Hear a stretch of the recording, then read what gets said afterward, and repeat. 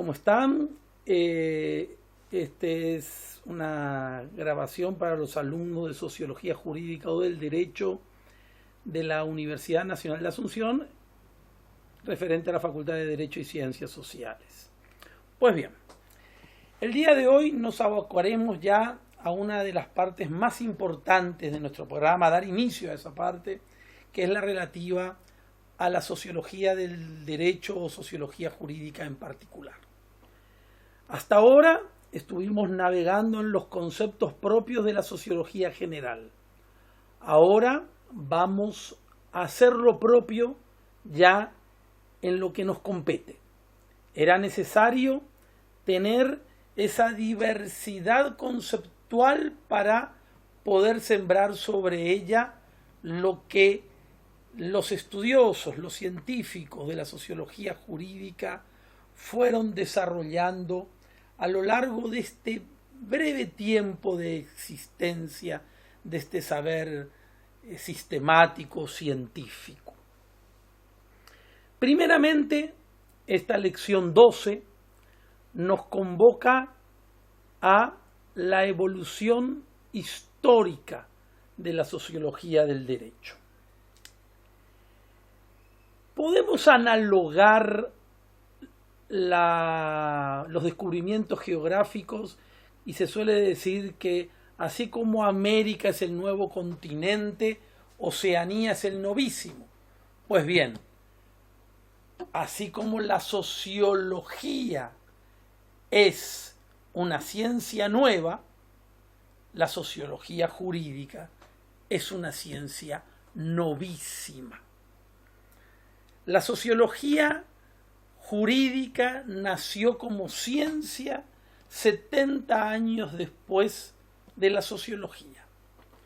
El nacimiento de la sociología, ya lo hemos desarrollado, lo ubicamos en pleno siglo XIX, en la pluma de Augusto Comte. Augusto Comte va a darle la riqueza de la denominación. Tal vez su desarrollo relativo al saber no trascendió en demasía, pero por lo menos tuvo el ingenio de crear esa palabra híbrida que se constituye con la conformación de una raíz latina y una raíz griega. Socios del latín y logo. Persona vinculada a otra, logo, estudio, tratado. Estudio, tratado de los vínculos de las personas. Estudio, tratado de los fenómenos sociales. Si bien Augusto Comte no había llevado inmediatamente a la concreción, intentó darle otras denominaciones, lo sabemos bien, intentó llamarla física social, hasta intentó llamarla socialismo, pero todos estos nombres fueron descartados por similitud con ideologías que estaban naciendo en ese momento o similitud con otros saberes. Pero, como les digo, más no trascendió, ya lo dijimos en su momento, porque él hablaba más bien de una aplicación de las leyes físicas en las relaciones humanas. Las investigaciones sociológicas desde una perspectiva estrictamente científica, sistemática, temática, comenzaron a elaborarse hace 2 centurias. La sociología es hija del siglo XIX y su mayoría de edad la adquiere en el siglo XX, nos dice Alfredo Poviña. La sociología tuvo un gran mérito. Un mérito que no tuvieron los antecesores que desde los tiempos de los griegos precristianos se abocaron al estudio de temas sociales. Todos los diversos autores a lo largo de la historia, pensadores, políticos, filósofos, hasta teólogos, se preocuparon de algunos temas relativos a la sociedad, pero ninguno tuvo la capacidad de aislar el objeto de estudio. ¿Cuál es el objeto de estudio? los fenómenos sociales, la acción social, las instituciones sociales, los procesos sociales, las estructuras sociales, las relaciones sociales, la realidad social. Todos estos conceptos, a partir de la sociología, fueron ponderados, investigados, sistematizados y ordenados de manera metódica, coherente y congruente. Fueron mensurables y delimitables. He ahí la riqueza de la sociología. Así como Augusto Comte, dijimos, le dio el nombre a la sociología, Dionisio Ancilotti va a ser quien por primera vez va a denominar a la sociología jurídica en una obra difícil de conseguir hoy día, salvo en las grandes bibliotecas de las grandes universidades, que denominó Filosofía del Derecho y Sociología, y la escribió en Florencia allá por el año 1892. Otro mérito no le vamos a dar a Ancilotti, más que haber dado en esa obra de Filosofía del Derecho y la Sociología la denominación por primera vez de lo que hoy es nuestra asignatura. Si tuviéramos que buscar los primeros sociólogos del derecho, los tenemos que centrar en Carlos Nardi Greco y Eugene Ehrlich. Si bien ya en el siglo XIX tenemos a 4 mentes muy poderosas, cada uno en lo suyo: Emilio Durkheim, Max Weber, Carlos Marx y Federico Engels, cada uno de estos no circunscribió su pensamiento única y exclusivamente al saber sociológico jurídico.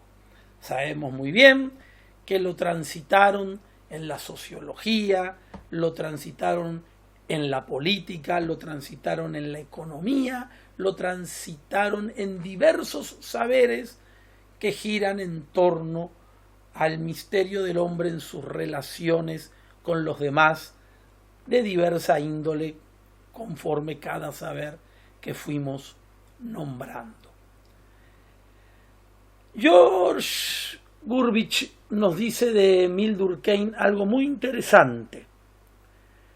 George Gurvitch ocupó la cátedra de Emile Durkheim luego de este connotado autor y dijo de él: tenía una tendencia juridizante. Es decir, si nosotros leemos la obra de Emile Durkheim, es fácil darnos cuenta de ello. El derecho está presente en la obra como fenómeno social. El derecho está presente en todas sus fases, en la sociedad mecánica. Hace un estudio muy profundo al tratar también del suicidio. Pero bueno, Emile Durkheim no se limitó a la sociología del derecho. También va a contribuir indiscutiblemente Max Weber, como dijimos, no se olviden de aquella obra famosa Economía, Derecho y Sociedad. Pero no podemos decir que es uno de sus más grandes representantes en cuanto a que se abocó específicamente a este saber.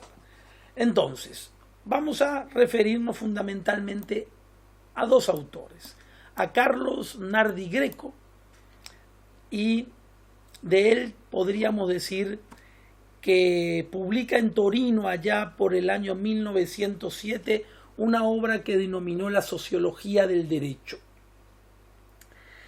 Su formado pensamiento positivo estaba encauzado rígidamente en una clara línea organicista y evolucionista de índole spenceriana.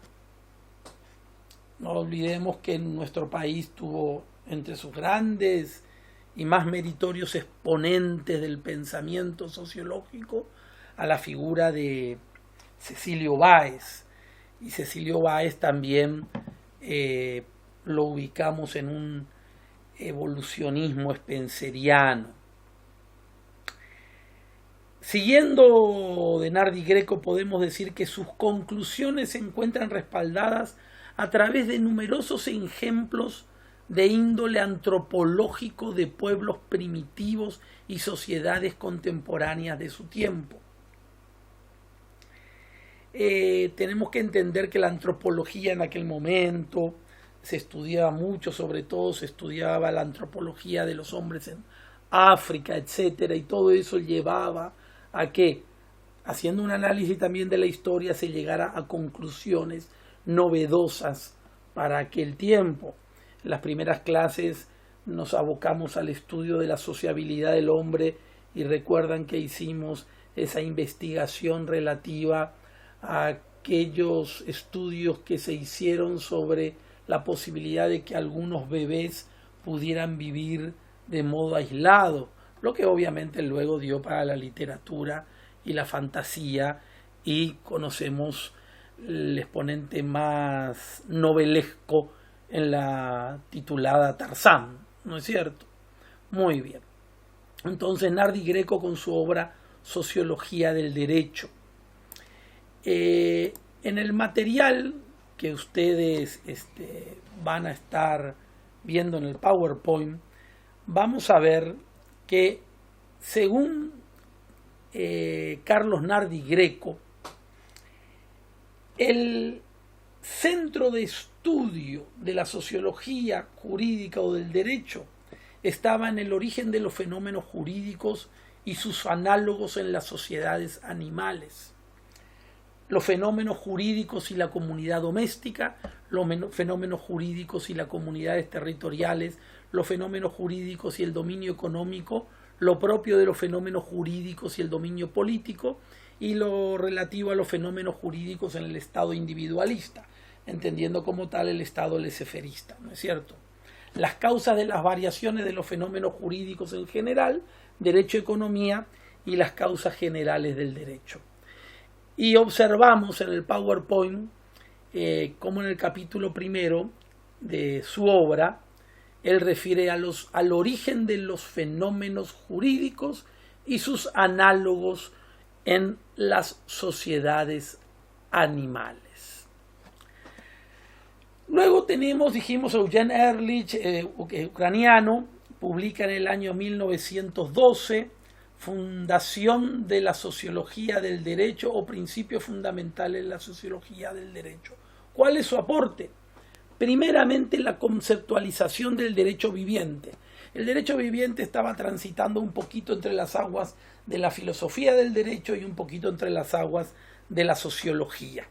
Él trae a la sociología jurídica y pretende conceptualizar lo que denominaban algunos autores derechos vivientes tal como es efectivamente observado en la conducta cotidiana, en la conducta diaria de las personas. Distinguir el derecho viviente del derecho constituido únicamente por las normas jurídicas promulgadas y elaboradas por el Estado y dirigidas a jueces para que administren y apliquen las justicias. Estas normas pueden hallarse concordancia, conflicto y antagonismo con el derecho vivo. Él estudió, una cosa es cómo vive la sociedad el derecho, cómo se comporta la sociedad, y otra cosa es el derecho estático, el derecho escrito.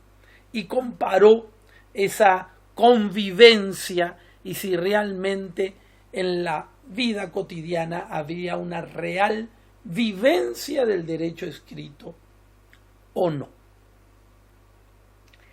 Bueno, ahora pasaremos ya a la definición de la sociología jurídica o del derecho. Como es propio de la cátedra, no nos vamos a quedar con la definición de la cátedra, vamos a dar 2 o 3 definiciones de grandes autores, pero primeramente daremos la definición que no escapa a aquella definición que supimos dar de la sociología general. Decimos que la sociología es una ciencia de observación. Pues bien, la sociología jurídica también lo es. Entonces, partamos de que es una ciencia de observación que estudia de manera positiva el conjunto de fenómenos, estructuras, instituciones, grupos, poderes, relaciones de fuerzas y de comportamiento que se manifiestan en las relaciones sociojurídicas de los hombres. Decíamos al referirnos al concepto de sociología general que es una ciencia de observación, es decir, utiliza indiscutiblemente como método un método propio de los saberes empíricos. He ahí que estudia de manera positiva, es decir, tiene una fuerte carga empírica. ¿Qué estudia? Estudia los fenómenos sociales, estudia las estructuras de la sociedad, las instituciones sociales, los poderes, los grupos sociales, cómo se manifiestan, pero todos ellos en relación a las relaciones sociojurídicas de los hombres. Relaciones sociojurídicas, es decir, aquellas donde el derecho está presente. No vamos a negar que el derecho sigue al hombre como la sombra misma, y no faltará aquel que diga el derecho está presente en todos sus ámbitos. No está errada esa afirmación, pero sí podemos decir que hay ámbitos que son estudiados tanto por la sociología jurídica como por otras sociologías. Por ejemplo, lo vamos a ver más adelante, el matrimonio. El matrimonio es una relación sociojurídica, estudiado por la sociología jurídica o del derecho, pero también estudiada por la sociología de la familia. Siguiendo con las definiciones, ahí van a ver un libro, Elementos de Sociología, de George Gurbich, uno de los más grandes exponentes en el siglo XX de la sociología jurídica. Él llama a la sociología jurídica o del derecho como la parte del espíritu humano que estudia la realidad plena del derecho, comenzando por sus expresiones más tangibles y extremadamente observables en las conductas colectivas efectivas y en la base material. Interpreta esas conductas y manifestaciones materiales del derecho de acuerdo a los sentidos internos, en tanto que las inspiran y penetran son al mismo tiempo transformados por ella. Nuevamente, mira la realidad, las expresiones tangibles, observables de las conductas colectivas efectivas, y lo analiza a la luz de los instrumentos jurídicos. Teresa Elena de Pavón, también en una obra que se llama Sociología General y Jurídica, nos va a dar una definición diciendo que es la disciplina científica que, partiendo de la sociología general, estudia, analiza, describe, sintetiza y proyecta las diferentes realidades del sistema jurídico y sus ámbitos de relación con los otros sistemas normativos, que en su conjunto orientan y guían la vida de las personas en su realidad sociocultural y mantienen abierto el derecho a la totalidad de la cultura y a la prefiguración de un orden jurídico futuro. Como vemos, nuevamente se estudian las relaciones de las personas con los sistemas normativos, en este caso en particular con el sistema normativo jurídico, y no lo limita solo a aspectos básicos, sino a toda la cultura en general para proyectar un orden jurídico futuro. He ahí el carácter coadyuvante de la sociología jurídica. Diferentes concepciones de la sociología jurídica o del derecho. Jean Carbonnier, de quien también en el PowerPoint van a ver una de sus obras denominada Sociología Jurídica, él habla de dos concepciones. Una concepción estricta, limitada, y una concepción amplia. La concepción estricta se encarga del estudio de los fenómenos jurídicos primarios. Son jurídicos porque crean el derecho y porque se identifican con él. ¿Cuáles son los fenómenos jurídicos primarios? La ley, el juicio, la decisión administrativa o un gesto de un policía que le ordena a una persona detenerse o seguir en el tránsito. Es el continente. Ahí tenemos varias leyes, desde la ley de las 12 tablas, las 7 partidas, la Constitución de Cádiz, el Código Civil francés, que tanta influencia tuvo desde aquel año 1804 en adelante, o leyes nuestras como la de transparencia y acceso a la información. Un fenómeno primario, dijimos, es el juicio, la sentencia del juez, la orden de un policía de tránsito. En cambio, la concepción amplia abarca no solo los fenómenos jurídicos primarios, es decir, los fenómenos jurídicos primarios están abarcados en la concepción amplia, no por estar en la concepción restringida o estricta quedan de lado, están incluidos en la concepción amplia. También se encarga del estudio de los llamados fenómenos jurídicos secundarios, que son el contenido de los fenómenos jurídicos primarios. Por ejemplo, ya directamente lo resuelto por el juez propiamente dicho, la condena, absolución, o bien fenómenos sociales como la familia, la sociedad, el contrato, etc. Vamos a dar una clasificación de George Gurvitch, que la dio en su obra Elementos de Sociología Jurídica. Él delimita la sociología jurídica o del derecho en sistemática, diferencial y genética. La sociología jurídica sistemática comprende el estudio del derecho como fenómeno de la realidad. Trata de las relaciones tradicionales que existen entre la sociedad y las diversas clases o manifestaciones del derecho. Es decir, entiende al derecho sistemáticamente y a éste lo vincula con la sociedad, de modo coherente, armónico, organizado. La sociología jurídica diferencial tiene como contenido la investigación de determinadas y específicas unidades sociales en cuanto se vinculan al derecho.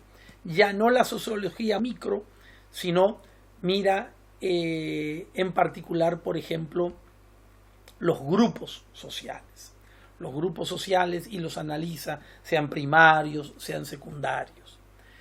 Y por último tenemos la sociología genética, que se preocupa del estudio de todos aquellos factores que influyen en el nacimiento, transformación y evolución del fenómeno jurídico considerado un aspecto social. Genético nos lleva obviamente a la génesis, al nacimiento.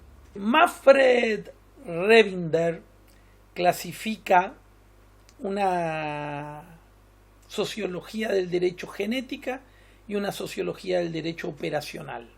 La genética investiga el surgimiento del derecho, como lo dijimos anteriormente, a partir de la vida social y concibiéndolo así como resultado de procesos sociales. La operacional investiga el efecto del derecho en la vida social. Operacional viene de operativo, de lo realizable, es decir, mira la sociología del derecho en la faz de aplicación y realización. Es decir, el derecho es un regulador para ellos de la acción social. Pues bien, investiga el efecto en la vida social. Se dan cambios sociales.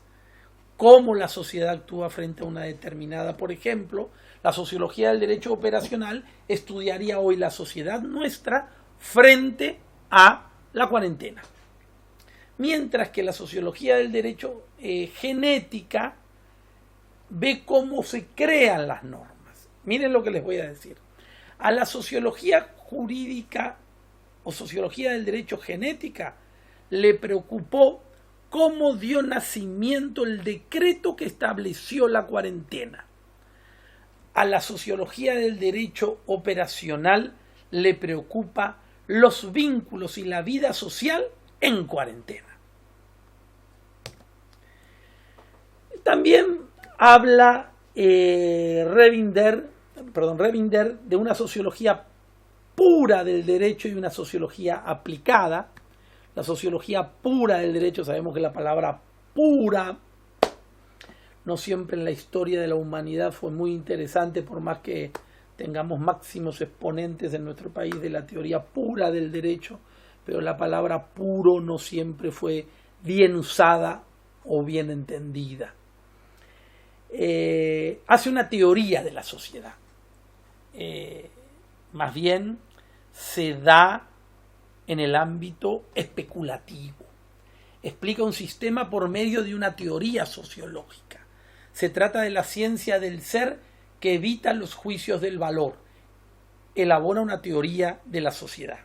Mientras que la sociología del derecho aplicada se relaciona con la praxis. Esta se dedica al estudio sistemático jurídico con la finalidad de ayudar al legislador y a los profesionales del derecho a realizar reformas y tomar mejores decisiones gracias al conocimiento de la realidad. La teoría pura del derecho mira la teoría, el speculum, científicamente elaborado, es más de laboratorio. La sociología del derecho aplicada mira la praxis, mira la acción, mira la realización de los fenómenos sociales en cuanto vinculados están al derecho. También el mismo autor habla de una sociología del derecho empírica que mira los hechos. No se olviden que lo empírico es aquello que se funda en los sentidos. Para ubicarnos siempre recuerden que el empirismo es una doctrina que admite que la única fuente del conocimiento son los sentidos. Entonces lo hace percibible, tangible, mientras que la filosofía del derecho teórica se realiza a través de generalizaciones, construcciones de hechos, regulaciones sociales expresadas en leyes e hipótesis. Y vamos a dar una clasificación también de Madile, de Juan Alberto Madile, quien habla de una sociología general y una sociología especial. La sociología general es aquella, sociología del derecho general, es aquella que estudia los fenómenos de la disciplina de índole fundamental, esencial o necesaria. Es decir, estudia el derecho como fenómeno social, el análisis de los caracteres y las diferencias del fenómeno social jurídico con otros hechos sociales que no son derecho, y el examen de las condiciones sociales que sustentan el fenómeno jurídico. La sociología jurídica especial es la que estudia las nociones fundamentales trasladadas a diversos campos particulares y específicos, como ser la propiedad, como ser la seguridad, como ser la familia, como ser el contrato. Por ejemplo, si tuviéramos que debatir un contrato del banco de espermatozoides, un contrato de depósito sobre material genético, o el llamado contrato de nursería o contrato de vientre de alquiler. Estamos tocando temas actuales para no decir contrato de compra-venta, contrato de locación, contrato de comodato mutuo, que son los contratos más comunes, sino ver aquellos contratos que están en las discusiones de bioética o biogenética tan actuales. El alquiler de vientre, ¿no es cierto? Seguiremos ahora con la posición de Renato Treves. Renato Treves nos habla de una sociología jurídica general y una sociología jurídica especial. La general es la que le interesa principalmente a los sociólogos. Temas como la definición del derecho y su ubicación dentro de la sociedad. La comprensión del sistema jurídico dentro de las dimensiones de los demás sistemas sociales. Y el análisis, por ejemplo, de las relaciones del derecho con el cambio social. El control social como medio de medio jurídico para llegar a los cambios sociales. Por otro lado, tenemos la sociología jurídica especial. Así como la sociología jurídica general le interesa a los sociólogos, la sociología jurídica especial le va a interesar a los juristas. Sus temas son el problema de la sociedad en el derecho. Ahora desarrollaremos un tema de suma importancia que nos hará ver la evolución del pensamiento desde la concreción de la ciencia del derecho, la dogmática jurídica, la teoría del derecho, los principios generales del derecho y la filosofía del derecho.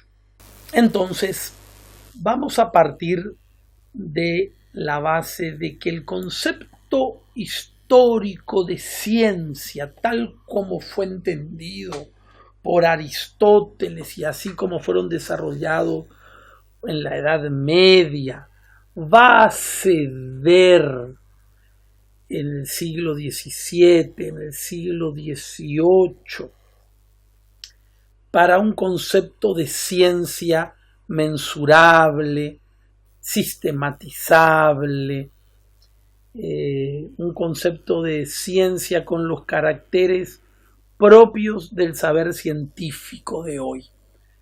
Es el nacimiento del cientificismo, y ese cientificismo no fue ajeno al derecho.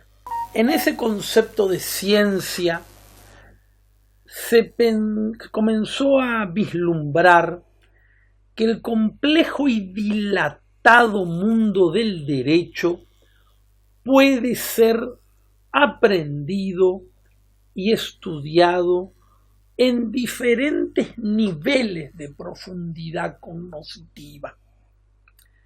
De lo inmediato, concreto y fáctico, del aquí y ahora, podemos ascender a lo más general, universal y profundo. Las luces y razones de uno y otro nivel teórico, lejos de oponerse y contradecirse, se vincularán en un simple sistema analógico de conocimiento normativo. Así, comenzamos reflexionando sobre el derecho de aquí y ahora, la ley vigente, el derecho concreto legalmente establecido y realmente vigente en este pueblo y en este momento determinado. Estudiamos la ordenación jurídica de hoy, en su arquitectura y dinamismos propios. Descubrimos incluso el espíritu y el ethos particular que animan esas normas en cada rama frondosa del árbol que el sistema legislativo nacional fue concretando y llamamos sistema jurídico positivo vigente. A este complejo conocimiento llamamos ciencia del derecho. Es un primer contacto intelectivo con el derecho de este pueblo concreto. No es conocimiento de simple expresión fáctica, vacío de causas y razones. Es un conocimiento que descubre e investiga la relación interna de la complejidad normativa. Descubre los fines y motivaciones que han surgido para tales y cuáles disposiciones. ¿Por qué se dicta esta ley? ¿Por qué se dicta una ley de acceso a la información pública? ¿Por qué se dicta un código penal? ¿Por qué se dicta un decreto de cuarentena? Incluso puede pronunciarse de lege ferenda sobre un mejor y más coherente formulación, una mejor y más coherente formulación conceptual. De ninguna manera puede despreciarse este nivel de ciencia jurídica. que hace concreto y efectivo los caminos reales de la jurisprudencia. Además es normativa porque orienta racionalmente la dinámica de la libertad ciudadana. Para ubicarnos en el tiempo y decir de qué momento de la historia estamos hablando,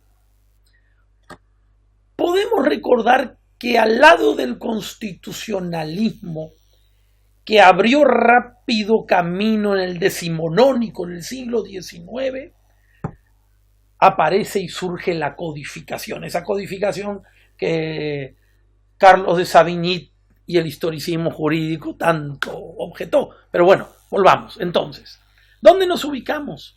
Nos ubicamos al lado del constitucionalismo y en ese siglo XIX donde la codificación se abre paso. Pero tenemos que ser francos intelectualmente y no dejarnos llevar por aquellos fanáticos del positivismo del decimonónico. La historia del derecho positivo, los códigos no son una novedad en el siglo XIX. El exquisito código napoleónico fue la base del esbozo de Freitas, el código de Vélez y nuestro código vigente desde 1986. Pero no fueron los primeros códigos. Ya en los tiempos de Hammurabi, ya en los tiempos de Grecia, ya en los tiempos de Roma, de Israel y otros pueblos, existieron códigos. La ley de las 12 tablas fue un código, el Corpus Juris Civilis fue un código, el código de Hammurabi, leyes dictadas por los griegos fueron verdaderos códigos.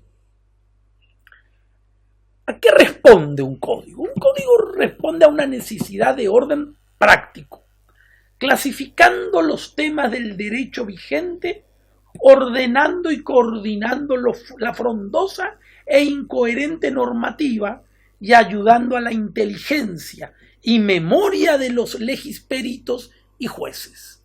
El código hace eso. El código nos presenta los diversos campos del derecho civil, los diversos campos del derecho penal, bien ordenado, coherente, ya pulido, evitando discrepancias entre un artículo y otro. Pero el racionalismo entusiasta, el racionalismo que arremetió, el racionalismo que podríamos dejar, no dejó títere con cabeza, de los siglos XVIII y XIX, le dio carácter conclusivo y absoluto a la codificación. Normativizó el derecho vigente de un modo que le dio una estaticidad, lo volvió estático, le quitó movimiento y vida, le alejó de la creatividad y contingencias propias de la libertad humana. Se suele decir que la codificación volvió pétreo al derecho. De esa manera, la razón práctica quedó atada a la exégesis gramatical y lógica de las normas. Se volvió esclava de la lex data y extraña de la lex ferenda. Autores de los tiempos del Código Napoleónico decían: yo no enseño derecho, enseño el código. Se canonizó la ciencia del derecho positivo, hoy llamada dogmática jurídica, que atiende exactamente a la ley dada, la ley que está, tangible, ostensible. Su visión sistemática se circunscribe a un determinado ordenamiento. Es como una teoría general del derecho en miniatura. Eso nos dice Darío Composta. García Máinez, el gran filósofo y sociólogo del derecho, dice que la dogmática jurídica tiene por objeto la exposición ordenada y coherente de los preceptos jurídicos que se hallan en vigor en una época y en un lugar determinado, y el estudio de los problemas relativos a su interpretación y aplicación. Todos sabemos que la denominación la va a dar Rudolf Gehring allá por 1857, cuando denomina en una revista alemana que él publicaba y editaba dogmática jurídica. Entonces, es la ciencia jurídica la dogmática jurídica, a partir del hecho de destacar el ámbito estrictamente normativo que se deduce concretamente del derecho positivo. Continuando con esta evolución, vemos que pasó el tiempo y numerosos juristas denunciaban la estrechez conceptual positiva y positivista con que se encerraba el mundo del derecho. Ya no se permitía pensar en el derecho como el encauce de la cosa justa, había que pensar en el código. Era el código, solo el código vigente. Se buscó un saber jurídico más dilatado, que pasara esas limitaciones de la dogmática jurídica que solo estudiaba el derecho de aquí y ahora, y que elevara su estudio a conceptos y juicios generales de una época, a una constelación cultural de un tiempo determinado.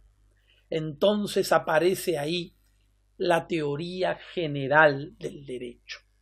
Es decir, ya vimos, ciencia jurídica, ciencia del derecho, dogmática jurídica o ciencia del derecho positivo, y ahora ya estamos en la teoría general del derecho. La teoría general del derecho nace del derecho positivo, como de incógnito, pretendiendo sustituir a la filosofía del derecho y dar respuesta a aquellas exigencias de muchos juristas no satisfechos porque era todo el código. Querían una respuesta más humana, más jurídicamente humana que la petrificada en un código sancionado 80 o 90 años antes. Por su generalidad conceptual, por la vastedad de sus problemas y por su amplia plataforma histórica, podemos decir que tenía esa similitud a la filosofía del derecho.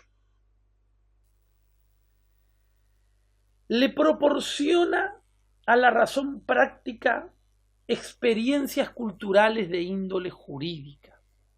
Se estudian las costumbres, se estudian los valores, se estudian los tabúes, se estudian las doctrinas, ordenadas y bien digeridas, que ayudan en su conjunto a entender al hombre, al misterio del hombre, al hombre único sujeto del derecho.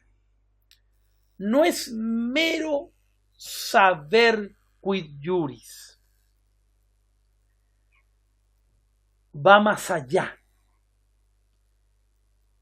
Pero la mente humana nunca se contenta con un estudio regional, con un conocimiento regional. Siempre quiere ir más allá. Imaginémonos en estos tiempos de globalización, donde muchas veces no queremos saber hoy día qué pasa con la pandemia acá, queremos saber qué pasa en Italia, qué pasa en Estados Unidos. El ser humano cada vez quiere menos límites, quiere menos fronteras. Y eso le pasó al conocimiento humano. La teoría general del derecho todavía estaba ahí, tratando de salir de la dogmática jurídica, pero todavía sin llegar a ser la filosofía del derecho. Entonces decimos que el saber humano nunca se contenta con un conocimiento parcelado, regional, limitado, bordeado. Siempre quiere ir más allá, a lo universal, es decir, a las razones prácticas sustantivas con que el derecho procura la ordenación de los diferentes pueblos, de las diferentes civilizaciones. ¿Por qué es fácil darse cuenta que las normas jurídicas, aquí, allá y en todas partes, presentan grandes similitudes y hasta un cierto parentesco? El matrimonio como institución civil jurídica está aquí, está allá y está en todas partes. La propiedad, estudiada en su faz individual o colectiva, está en debate aquí, allá y en todas partes. Es fácil comprender que el derecho no se limita a una parcela territorial o a un grupo de personas. Fundamentalmente por eso ustedes estudian derecho romano. Ustedes estudian derecho romano no porque hay que saber de memoria la ley de las 12 tablas. Hay que entender el derecho romano porque supo entender lo que estamos diciendo y no se quedó en la Roma cuadrata y creció y pretendió ser un derecho universal. Entonces, es ahí donde en puridad nace la teoría del general del derecho, teoría del derecho. Estudia los conceptos, pero más allá de las fronteras, ya muy cerca epistemológicamente de la filosofía del derecho, muy cercano a la teoría general del derecho y casi metido ya en la filosofía ahí, en un límite que no tenemos una precisión exacta. En comienzo del siglo XX, los autores no se atrevían a abrir la puerta y decir, venga la filosofía del derecho. Entonces, ¿qué hicieron? Le dieron paso a los principios generales del derecho. Y aparecieron los principios generales del derecho, aquella obra magnífica de Giorgio Del Vecchio, donde ya nos están diciendo principios generales consagrados en nuestro artículo 6 del Código Civil, donde ya nos está diciendo que todo sistema tiene sus principios, prime capere, lo primero que captamos y que irradia todo el ordenamiento, la igualdad, la libertad, etc. Y obviamente ya estaba bien arada y preparada la tierra. ¿Para qué? Para el último ascenso epistemológico. Era el ascenso epistemológico a un saber universal del derecho, cual nos da la filosofía del derecho. Palabras que son obviamente de Marco Tulio Cicerón, cuando nos dice fundamento universal del derecho y de las leyes. La última ratio. La filosofía del derecho busca la última ratio. Busca que la realidad, que la justicia sea una realidad en las relaciones sociales, respetando y dando lo suyo concreto en cada tiempo y espacio. Si la justicia es la voluntad perpetua y constante de dar a cada uno lo suyo, eso suyo es lo que busca y analiza la filosofía del derecho, que se concretice, buscando en las profundidades del saber la última ratio y por ende llegando a las causas más profundas sobre las que puede navegar la inteligencia del hombre. Ahora trataremos de adentrarnos en ciencia del derecho y sociología jurídica para poder distinguir una y otra. Dijimos que la ciencia del derecho se preocupa del quid ius, el derecho aquí y ahora. El objeto de estudio más importante y significativo es la norma positiva, vigente en un momento y lugar determinado. La ciencia del derecho nos permite analizar las normas coherente y armónicamente ordenadas en esos cuerpos que llamamos códigos, y así tenemos una ciencia del derecho civil, una ciencia del derecho comercial, una ciencia del derecho penal, una ciencia del derecho laboral, una ciencia del derecho agrario, una ciencia del derecho ambiental, una ciencia del derecho legislativo. La sociología no se interesa de las normas que constituyen el ordenamiento jurídico.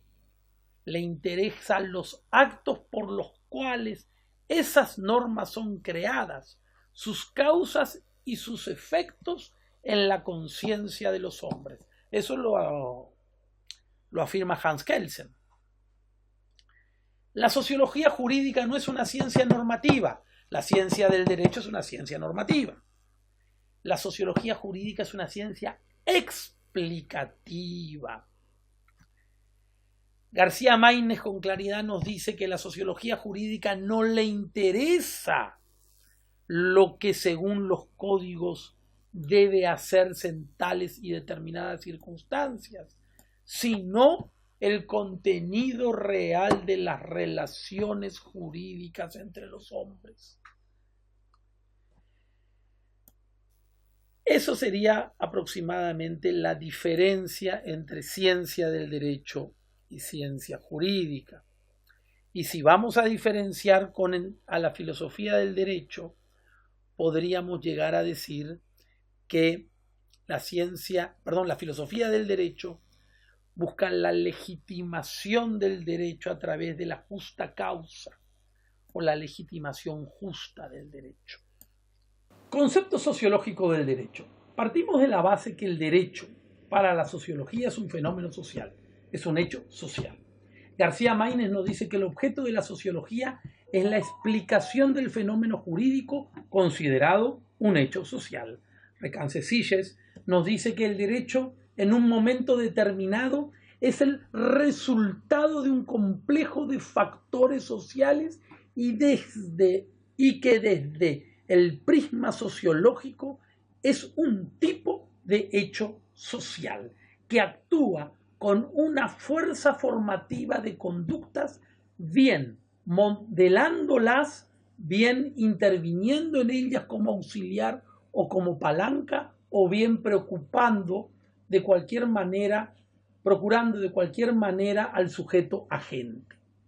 Émile Durkheim nos dice que el derecho es un hecho social que ejerce coacción sobre los individuos, haciéndolos asumir conductas. Todos estos autores, Eduardo García Maínez, Luis Recancecilles y Émile Durkheim, son coincidentes en decirnos que el concepto sociológico del derecho es que es un fenómeno o hecho social. La sociología del derecho y los problemas del lenguaje jurídico. Muy bien. Ustedes saben que el lenguaje es el conjunto de signos y símbolos que utilizamos para comunicarnos, para transmitirnos mensajes, contenidos. El lenguaje puede transitar en diversos niveles de profundidad, desde un lenguaje espontáneo, coloquial, natural, caracterizado por la ambigüedad y la vaguedad, el lenguaje del día a día, y lenguajes técnicos y lenguajes formales, donde la vaguedad y la ambigüedad no pueden estar presentes. Una palabra ambigua es aquella que puede tener múltiple significación. Me voy al banco. Y había sido que me fui a la Costanera porque estaba mirando el Banco San Miguel. Y la persona pensó, no, se fue al Banco Atlas a hacer un depósito. También, no sé, la palabra gato. Tráeme el gato porque tuve un problema en el tráfico. Y no estoy pidiendo la mascota, estoy pidiendo el gato hidráulico. Ahí tenemos una palabra ambigua. Una palabra vaga es aquella que no tiene delimitación, bajo, alto. ¿No es cierto? Pues bien, esos son defectos del lenguaje natural, del lenguaje coloquial, del lenguaje vulgar. Siempre entendemos a vulgar viniendo de vulgo, pueblo, popular. El lenguaje técnico no tiene estos defectos. El lenguaje técnico tiene una precisión más específica. Las significaciones son inequívocas. Cuando decimos acción, prescripción, posesión, tenencia, cosa, bien, convección, patio, pacto, quita, espera, conciliación, mutuo, comodato, depósito, sociedad, mandato, poder, fideicomiso, servicio, estamos dando una significación precisa. La sociología toma el lenguaje, la sociología mira al derecho como un fenómeno social que actúa como un agente de socialización, como un agente de cambio. El lenguaje jurídico es importante. Muchas veces hay que recurrir a determinados vocablos jurídicos para lograr transformaciones sociales. Por ejemplo, cuando hablamos de los derechos del animal, sabemos que el animal no es sujeto de derecho, pero ¿por qué hablamos de derecho del animal? Y porque es la única posibilidad que a través de la utilización del lenguaje se incorpore en aquellos ciudadanos la importancia de proteger a los animales en esa delicada función que cumple el hombre en el gran ecosistema. Asimismo, por ejemplo, hoy día se escuchan discursos donde hablan en los dos géneros, mujer y hombre, señoras y señores, alumnos y alumnas, como si pareciera que la expresión alumno no fuera ya comprensiva. Pero más en nuestra sociedad tan machista es necesario incorporar la igualdad del hombre y la mujer. Y la igualdad del hombre y la mujer se incorpora no solo a través de diversas formaciones culturales, sino también a través del lenguaje. El lenguaje logra instalar en la mente de cada persona el mensaje querido. Entonces hablamos de género justamente buscando eso. Es muy importante el uso del lenguaje, aunque a veces cuando tenemos demasiado incorporado y sabemos que no estamos discriminando, parecería redundante, pero hay una necesidad histórica. Podemos decir, no, por ejemplo, hay una ley de violencia familiar que hemos estudiado al tratar la institución familiar, pero imagínense lo que ha ocurrido estos días de pandemia o de cuarentena en numerosos hogares de nuestro país con la violencia. Quiere decir que el problema no está en vías de solución, que el problema sigue con la misma gravedad y delicada situación de antaño. Por último, vamos a dedicarnos a los principales temas que corresponden a la sociología del derecho. A la sociología del derecho o jurídica le compete el concepto sociológico del derecho, como lo vimos recién. Hablamos del fenómeno del derecho como fenómeno social. Deja a la filosofía del derecho estudiarlo a este como un atributo o propiedad del hombre. Estudia únicamente al derecho como un fenómeno social, el concepto sociológico del derecho, no el concepto del derecho únicamente. La eficacia del derecho, establecer el grado social de adecuación interna de las normas jurídicas, observar y describir factores de la eficacia de las normas en el derecho moderno. Es decir, ¿cuánta gente no sale a la calle porque entendió el porqué de la cuarentena?